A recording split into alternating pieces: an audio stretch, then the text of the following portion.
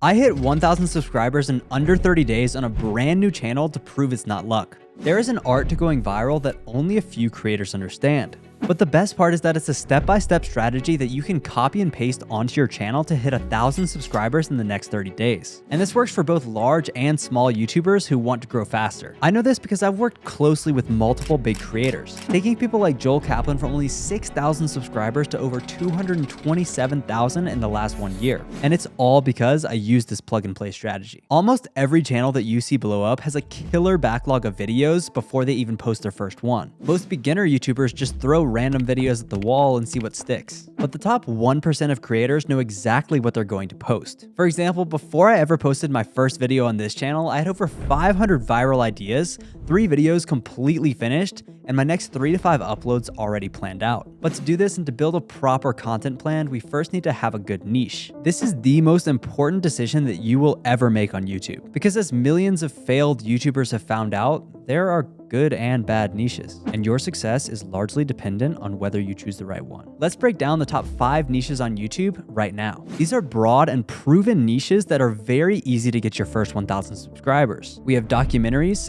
education, challenges, fitness, and skill sets. These are all niches that are evergreen and have a ton of viewership. However, because we have no eyeballs at the start, we don't get that big push that large YouTubers have to reach these massive audiences. So it makes sense that your video about how to get rich or how to study better never saw the light of day, and you're still waking up with no new subscribers. In the beginning, we need to actually dive down the rabbit hole of these 5 niches and choose something a little bit more specific. Let's take a look at documentaries. We can make these videos on just about anything, whether that be true crime, the dark lives of celebrities, or different cultures around the world. And typically, a more specific audience will respond better to your content than a broad one. So making documentaries about certain topics will give you a higher chance of getting the click. But there is one thing that I see people mess up all the time, and it causes their channel to never get the views that they really deserve. To understand this, let's take a look at the channel Dodford, because he was struggling to get consistent views until he cracked it. He was making great documentaries about filmmaking, but it just wasn't working. He was getting on average only a few thousand views per video. But once he started to make like pop culture portraits, his channel exploded. He's been getting millions of views after only making one change to his content. He focused in on one topic. Instead of making documentaries about filmmakers, a small niche that is traditionally education, he changed his content to documentaries about popular actors, a niche that was already proven to work in traditional television. I mean, you look at shows like Dancing with the Stars, celebrities are a huge market, but not a lot of YouTube channels had covered them in a documentary style. So not only did he start focusing on one specific niche, he was one of the first people to make these kind of videos. Just like on my channel, where I take a lot of things from the financial education niche and bring them to YouTube. I am one of the first people to do this, and it's one of the big reasons why I was able to grow 1,000 subscribers in under 30 days. So pick a niche that has a lot of people and try to come up with a new content style within that niche. I also like to look at Ikigai for this and find out where my passions, what makes me money, and what I'm interested in are, because that will set you up for long-term success. And for a practical example of this, one of my clients who's grown multiple channels to over 100,000 subscribers has been planning the launch of his channel for the last 3 months. He already has 8 videos completely finished, but he still hasn't even posted the first one. Now, that might be overkill, but if you want to get your first 1,000 subscribers fast, you definitely need to plan content ahead. And if you already have a channel but are on the YouTube hamster wheel making a new video every week, you also need to get ahead. I mean, look at Mr. Beast. He already has the next year of content planned out. And after talking with some of the biggest YouTubers on the platform, I've developed a strategy to achieve this. On any new channel, it's extremely important that the first video that you launch needs to be your best. But the goal of that video is not to go viral. Let me explain. I was recently on a call with Iman Gaji's creative director, and he gave me their entire channel strategy that I've never heard anyone talk about. And it is genius. Unlike all of those channels that blew up before 2020 and are now getting no new subscribers, Iman has gained millions in the last 1 year. And if you look at their descriptions, you'll notice something weird. Every single time Iman posts, he links directly back to this video. And if you have a background in marketing, you'll realize that this is a VSL. VSL stands for Virtual Sales Letter, and any successful online entrepreneur has likely used one. It's essentially a video that's used to sell you something. And if you have a product on YouTube, this is a great idea.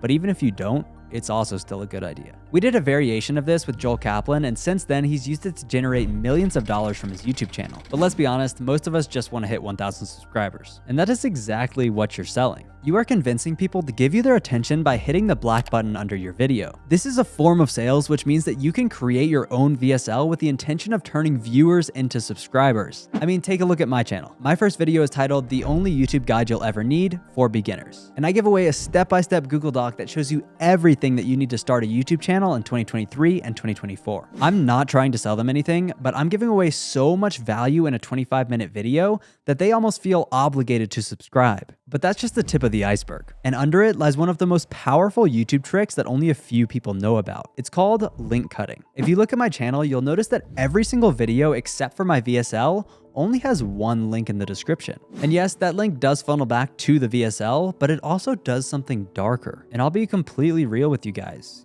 YouTube doesn't care about your content. They don't care how much effort you put into your last video. YouTube only pushes videos that make them more money. That's why whenever Mr. Beast posts a video, it's the first thing that you see on your home screen. They know that you'll probably watch this video, which keeps you on the platform longer, and therefore they can show you more ads. Some people think that this is wrong or creating addiction, and I'm not here to argue with that. But as creators, we can use that fact that all YouTube wants is to keep people on the platform longer to our advantage. What we need to do is remove anything from the description that takes people off of the platform. This means like all affiliate links, all Instagram, all Twitter, anything that's not a YouTube link. I only have those in my channel bio and my VSL. Every other video only has a direct link to another YouTube video. Now, I have noticed that this is one of the most common factors between channels that are currently blowing up, and it's clear that the YouTube algorithm loves this. I'm giving this away to you for free because I'm on a mission to get 100 people their first silver play button, so subscribe to become one of them. Now that you have a clear posting strategy and understand how to optimize your videos, we need to talk about what metrics you need to hit in order to consistently go viral.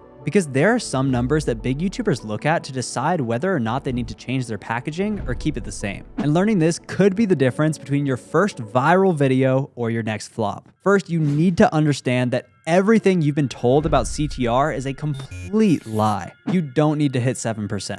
4 out of 5 of our videos on this brand new channel have hit over 10,000 views with under a 5% CTR. But the craziest part is that they still haven't died and are getting consistent views every single day. Common advice says that 5% is bad. But if that's the case, then why is it the benchmark for creators like Iman Gaji, Alex Hormozi, or Joel Kaplan? And why does my video with 214,000 views have a 3% CTR? It's because there are levels to the YouTube algorithm, and they work by pushing your content out to a small audience first. And like we talked about earlier, small audiences are much more likely to watch. This is why your video will start off with a 10 to 15% CTR, because it's being shown to your current subscribers or specific people in your niche. But if your content is good enough, it'll pass the YouTube algorithm's test and then get pushed out to the next level. And each level you go up is broader and cares less about your content. This means that less people will actually click on the video and your CTR will go down significantly. Then you'll be left wondering why your video is at 100K views, but only 5% of people are clicking on it. YouTube repeats this process until it finds the broadest audience that will actually watch your video. For example, this video by Jay Klaus got 1 million views in 2 weeks,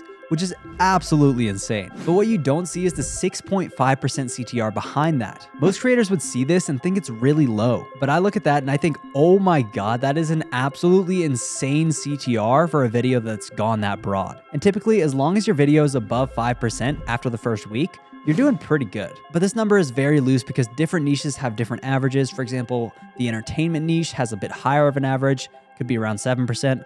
Honestly, I'm not sure, I'm not in that niche, but for the education niche, it's roughly 5%. In fact, Iman's creative director also told me that they monitor their entire backlog of video. That means every single video they've ever posted, and if one ever drops below 5%, they change the packaging and A/B test it with another thumbnail to see if they can improve the CTR. But to get above 5%, you need an eye-catching thumbnail. And there is something that I have started doing recently that's had a huge impact on my click-through rate. So check out this video where I show you what it is and how you can use it to make your next thumbnail more viral than ever. Subscribe and have a great day.